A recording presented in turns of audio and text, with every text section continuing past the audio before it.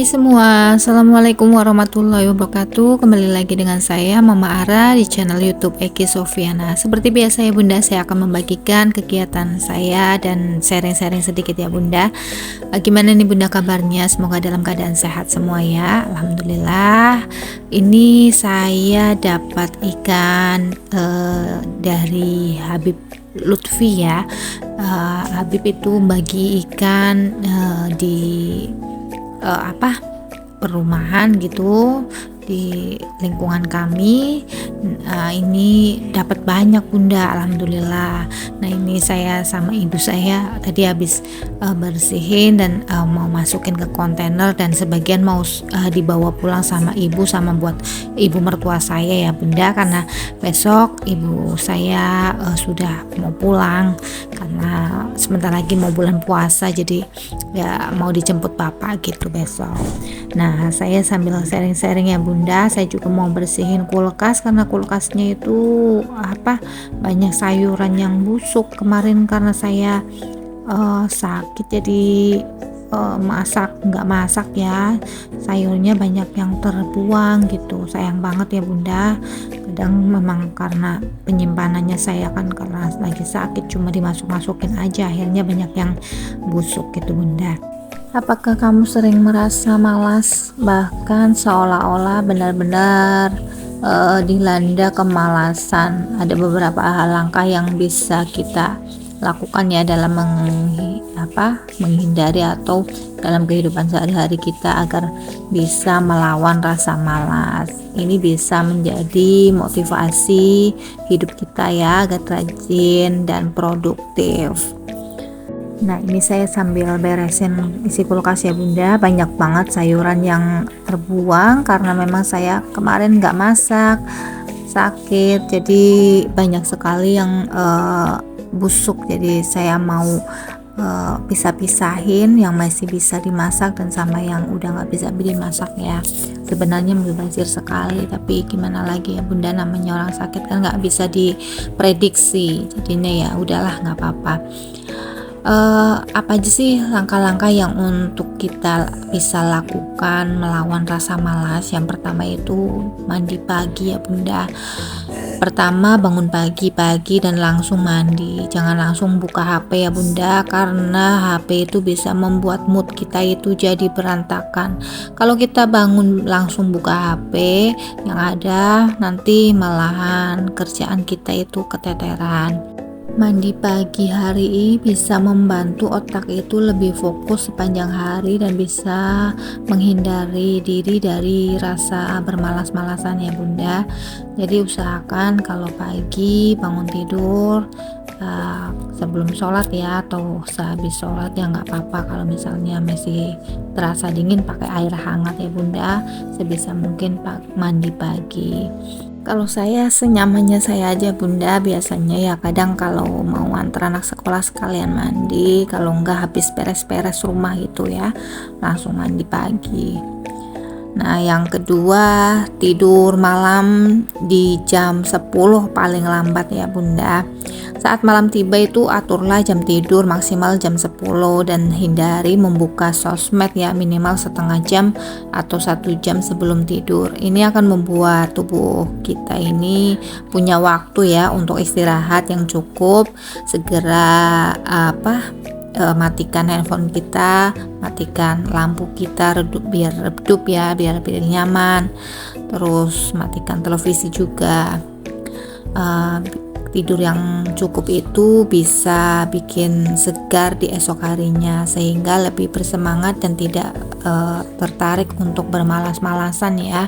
Jadi tidur dengan cukup itu berpengaruh sekali untuk kegiatan esok pagi kita ya.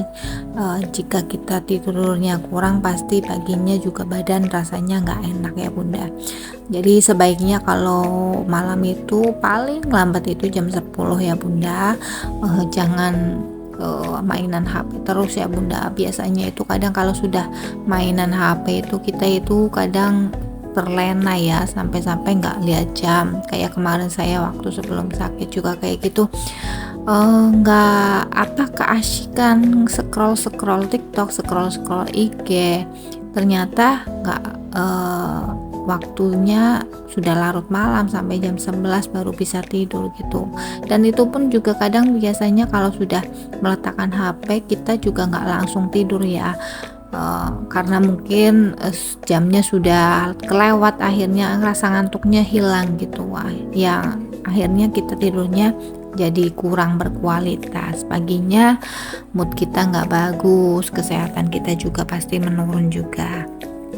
Yang ketiga, buatlah list kegiatan sebelum tidur ya. Untuk esok hari sebelum tidur kita buatlah minimal 5 list yang akan dikerjakan esok hari, dan pilih urutan prioritas mana yang harus dikerjakan pertama, kedua, ketiga, dan seterusnya. Dengan begitu hal ini akan membiasakan diri kita di esok harinya jadi produktif lagi, sehingga terhindar dari rasa malas gitu. Kalau saya bangun pagi biasanya sih nyiapin sarapan anak ya, merebus air.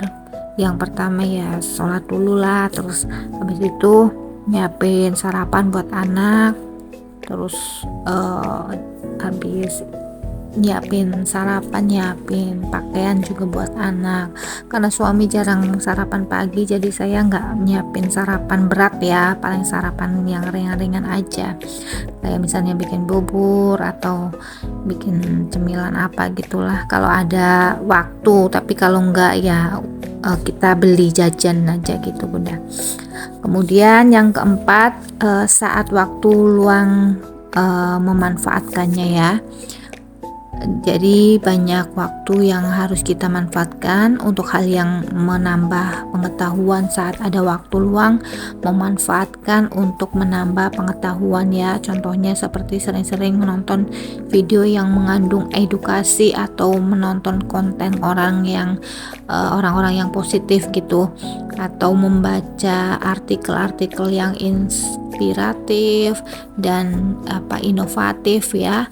Mengelilingi diri dengan hal-hal yang positif dan lingkungan yang positif akan membentuk kepribadian kita juga jadi lebih positif, termasuk jadi rajin, tidak malas-malasan lagi ya. Dengan begitu kita kan bisa melawan rasa malas kita. Biasanya saya kalau sudah merasa malas itu seringnya lihat konten bersih-bersih rumah ya. Itu bikin kita itu jadi lebih bersemangat lagi. Oh iya, saya lihat rumah berantakan, akhirnya nonton konten yang bersih-bersih. Akhirnya itu kan bisa memacu kita untuk tidak bermalas-malasan ya bunda. Karena sebenarnya rasa malas itu datang ya karena kita mungkin kelelahan juga, terus mungkin badan juga lagi nggak enak, terus kondisi rumah yang terlalu berantakan, jadi rasa malas itu akan muncul dengan sendirinya. Tapi kalau kita bisa melawannya ya insya Allah rasa malas itu akan pergi ya. Yang penting kita niatkan aja ya, semuanya itu untuk ibadah gitu bunda. Kalau kita sebagai ibu rumah tangga ya kita beres-beres rumah, masak dan lain sebagainya ya, itu sudah menjadi kewajiban kita sebagai ibu rumah tangga. Yang penting kalau kita sudah merasa badan kita memang sudah punya kalau sinyal-sinyal udah nggak enak rasanya, itu jangan dipaksa ya bunda.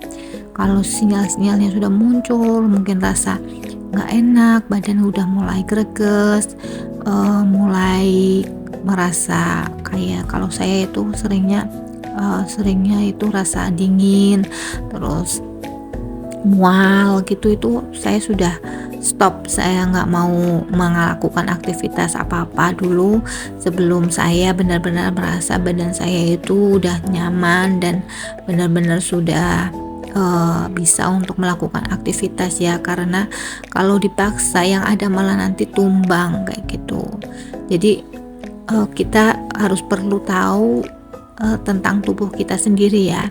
Misalnya kita ini sudah mulai merasa kok badan kita dingin ya segera ya pakai baju hangat. Kok kita ini agak pusing ya, kalau bisa segera istirahat tidur. Jadi jangan dipaksakan ya bunda, walaupun misalnya kita masih punya banyak pekerjaan di rumah gitu. Tapi kalau memang badan kita sudah tidak mampu ya jangan dipaksakan, yang ada nanti malah kita tumbang dan sembuhnya itu akan lama. Kalau sudah merasa nggak enak ya istirahat ya bunda, jangan terlalu dipaksakan. Nah ini saya lanjut beresin kotak obat ya bunda, karena obat saya sudah terlalu banyak. Ini kemarin juga banyak yang nggak diminum, jadi saya mau buang-buangin aja. Sama saya mau lihat kadaluarsanya. Biasanya ini banyak sekali temen yang minta obat ke saya, karena teman-teman itu tahu kalau saya itu stok obatnya itu banyak. Apa aja itu ada, kayak apotek gitu ya bunda. Biasanya itu yang sering diminta sama teman-teman itu paracetamol, terus obat batuk, flu, pilek, terus obat mual, itu pasti saya stok ada bunda. Jadi pasti teman-teman kadang kalau tiba-tiba sakit atau tetangga sakit gitu, pasti langsung hubungi saya, karena tahu saya pasti punya stok obat banyak. Apalagi kalau paracetamol ya bunda, paracetamol itu saya selalu stok di rumah, karena itu obat penghilang rasa nyeri yang aman ya. Jadi saya harus stok paracetamol. Kadang-kadang kan anak juga panas, kalau udah punya paracetamol itu jauh lebih aman ya bunda. Nah itu cara agar rasa malas itu bisa berkurang ya, melalui langkah-langkah yang saya tadi jelaskan, maka diri bisa menjadi rajin dan produktif ya. Rasa malas itu umumnya dialami semua orang ya, hanya saja perbedaannya ada yang membatasi kemalasan itu, namun ada pula yang justru memanjakannya rasa kemalasan itu sendiri ya. Intinya bermalas-malasan itu di waktu semestinya saja ya, bukan saat kita itu merasa ingin sering. Jadi kita bisa melawan rasa malas itu sendiri ya. Kalau kita bisa melawan rasa malas kita, insya Allah ya semua pekerjaan di rumah bisa kita selesaikan ya bunda. Jadi jangan lupa ya bunda, kita tetap semangat walaupun mungkin kita sedang dalam keadaan yang kurang sehat ya. Kita harus menyemangati diri kita sendiri ya. Bagi ibu-ibu yang mungkin bunda-bunda yang sedang sakit, semoga segera disembuhkan ya bunda, dan bisa beraktivitas seperti sedia kala ya bunda. Terima kasih sudah menonton channel YouTube saya. Dukung channel YouTube saya dengan cara tonton, like, share, komen, dan subscribe. Assalamualaikum warahmatullahi wabarakatuh.